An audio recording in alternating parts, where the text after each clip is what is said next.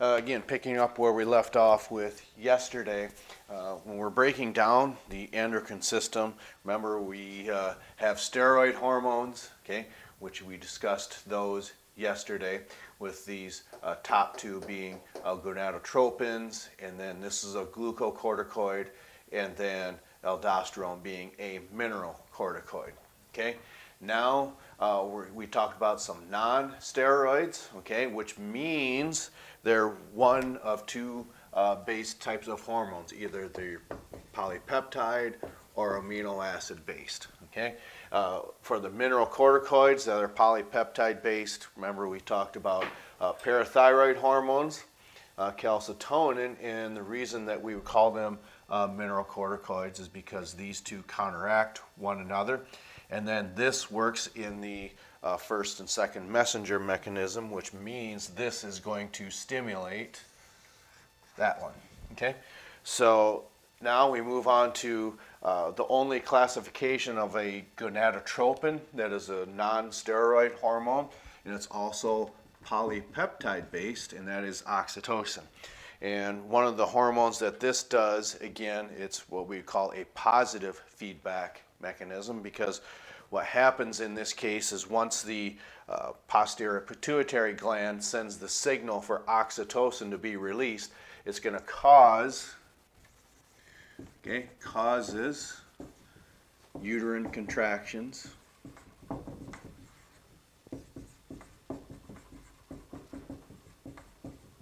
to amplify, okay? And typically, of course, that's going to happen once the contractions within the soon-to-be mother get to be closer and closer, that this hormone causes that uterus to then contract more forcefully, and then soon the baby will probably arrive, okay? And this is going to continue until a different type of enzyme is going to break this cycle. It's going to break that function, and then usually released by the liver, because that is the major organ that produces enzymes for the body. So again, that keeps going until the baby is born then, and then the liver will just send some enzymes to break that cycle. Okay, so then another classification that we would want to go on and talk about then is some glucocorticoids that are also polypeptides. So upon doing that, let's see here. Why don't we send them all the way down here? So gluco, I think there's two C's in that. I believe, is there? No, I'm sorry, there's just one. Glucocorticoid. Okay, and in this case, it's still polypeptide based. Okay, so with this, again, this is going to give us somewhat of an idea of what's going to have a function on, like mineral corticoids. It's going to work on minerals. In this case, again, it's calcium, this one's sodium. Now we're going to talk about glucocorticoids. Here's your clue. It's going to be some sort of glucose metabolism. So in this case, it's just going to be found in the liver, and we had talked about this way back in, I want to say, probably September, okay? And this is another one of those negative feedback mechanisms we talk about.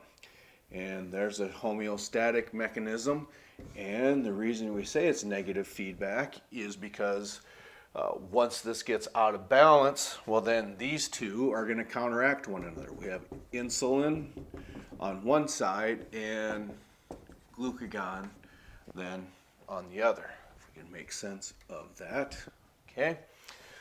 So in this case, the first glucocorticoid we could talk about then, like we just mentioned, insulin.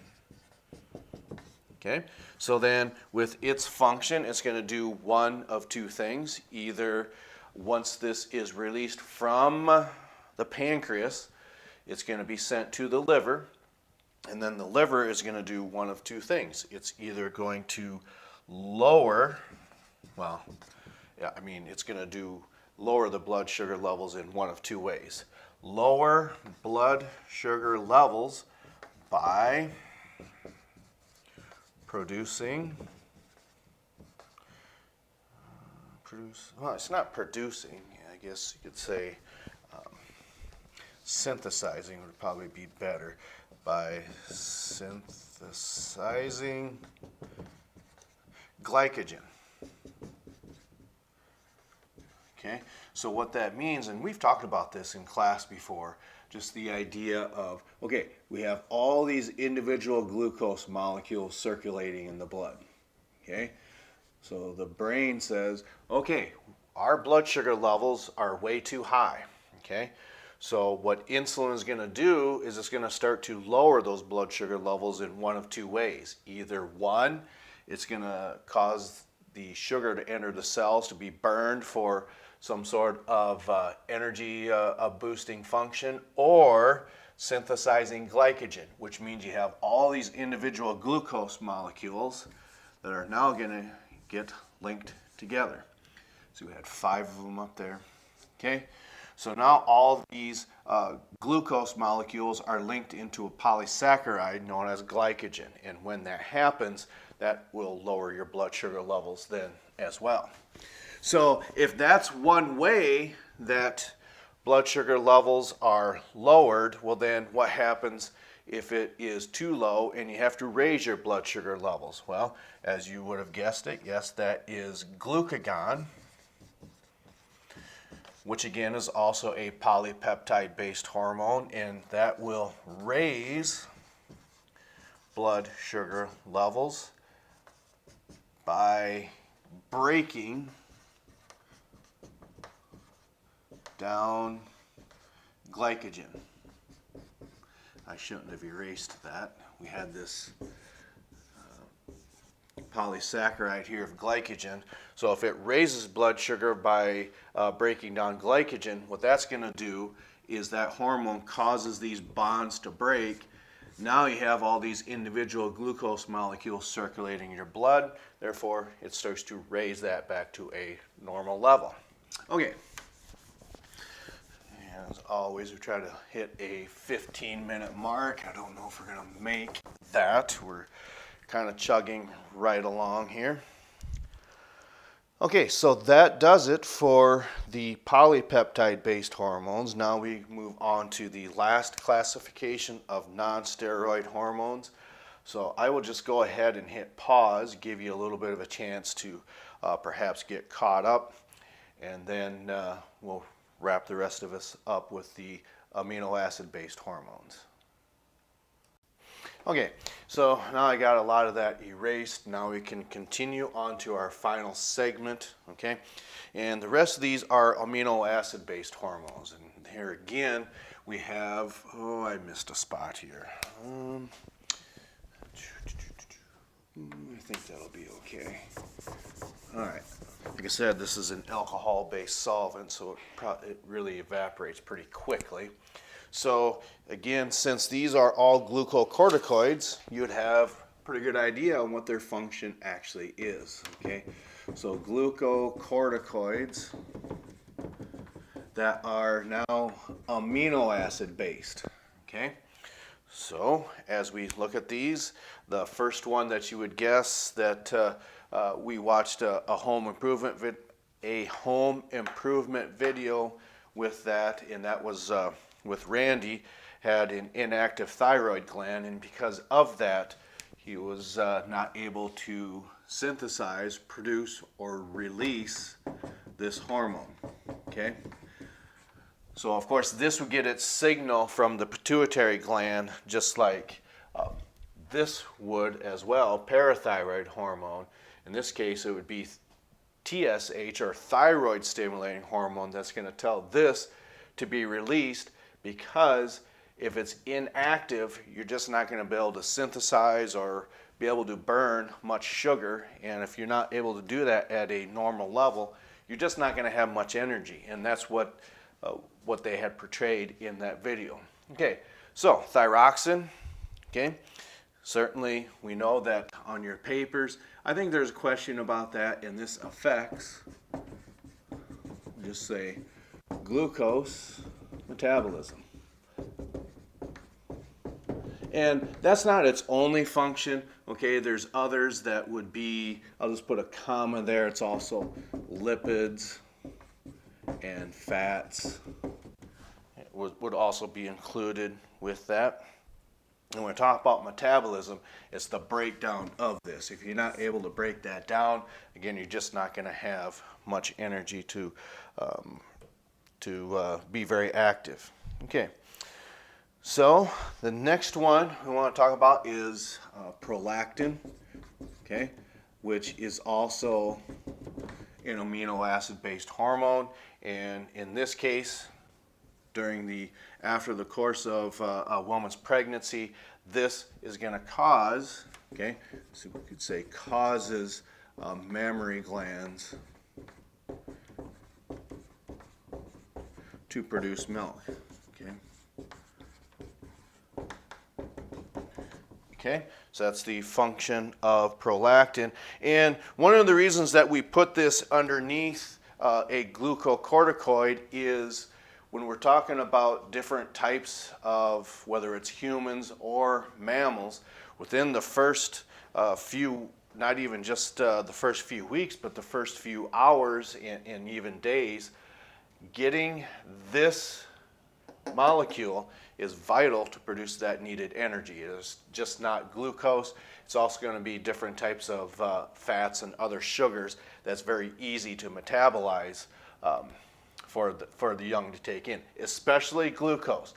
This is going to be metabolized much easier than these lipids and fats, but having this as a glucocorticoid that the mom can then produce this for their children or offspring makes it much an advantage to produce energy and make it viable for that offspring to survive. Okay. Then we want to move on to, okay, epinephrine, okay, which has a very similar function to that of adrenaline, but we're going to leave that out. We're just going to have epinephrine under here. Okay, and this promotes glucose metabolism.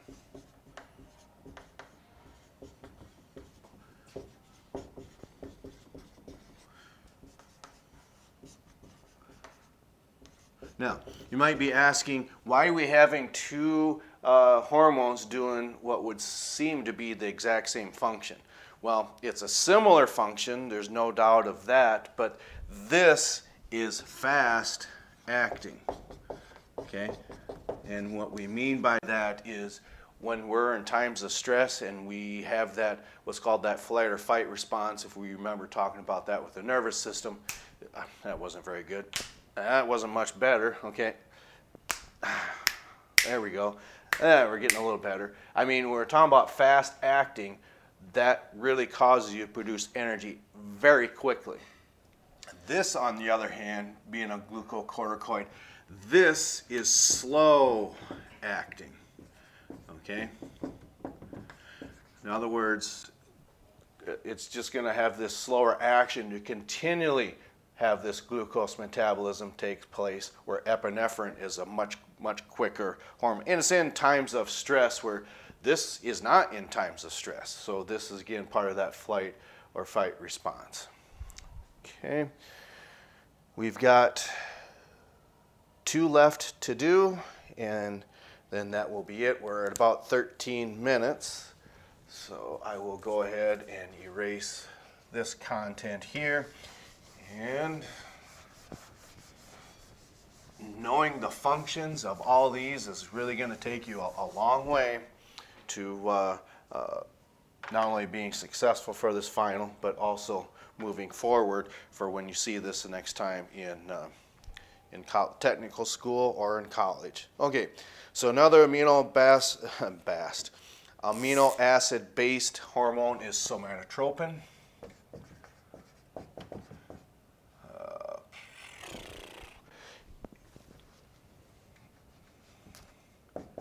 And what it is, it also has an abbreviation of GH, okay?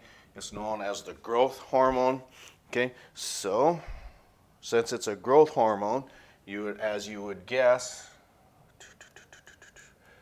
Oh, it's not that I goofed, okay?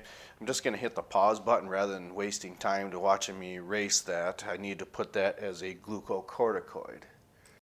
That's what I meant to do. So this is also an amino acid based, I did it again, an amino acid based hormone, okay? Somatotropin, which is also the growth hormone, so as you would guess, promotes growth. And what happens is just the way the man upstairs designed this is just the idea that this kicks in at specific times, okay? So just like these two do as well, okay? What happens is at the ends of long bones, where you could say your femur, tibia, fibula, radius, ulna, and humerus, which were the most common of your long bones, at the ends of those are called epiphyseal plates. And that's where these bones start to elongate. Not in the middle, but at the ends, and then that's what happens is that's where you can say someone starts to go vertical. These growth spurts are caused by this somatotropin, and it's causing these growth spurts to take place at the end of long bones. Okay, then the last one, this has to be stimulated to be released, just like what we had earlier. The antidiuretic hormone causes that aldosterone to be released. This was the second message where TSH, or thyroid stimulating hormone, would be the, antidiuretic hormone is the first message. This is the second one, okay? So our final hormone then is what we call TSH, or thyroid stimulating hormone, okay? And as you would guess, is the first message for release of thyroxine. Okay, and I believe that does it. So now what we can do tomorrow, presuming again that we're all together in class, we can talk about everything that we've done up here. Questions on your final is going to be a lot of vocab that's heavy on what the functions of these hormones are actually doing, okay? And whether they are amino acid based, polypeptide based, or steroid or cholesterol based. The cholesterol is pretty easy because those we know as steroids, okay? And are they glucocorticoids, or are they mineral corticoids, and are they polypeptide based or amino acid based? Okay, so we will iron a lot of that out, and I think that'll be easier once we're all together in person. So hopefully this gives us a decent template to move forward and get this semester knocked out. We're going to eliminate the urinary system.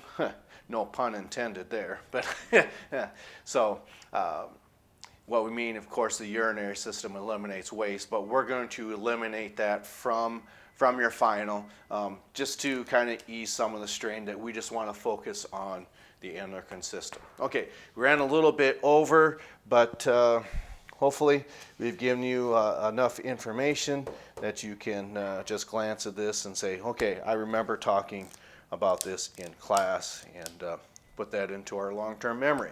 Thanks for tuning in, and we'll catch up to you next time.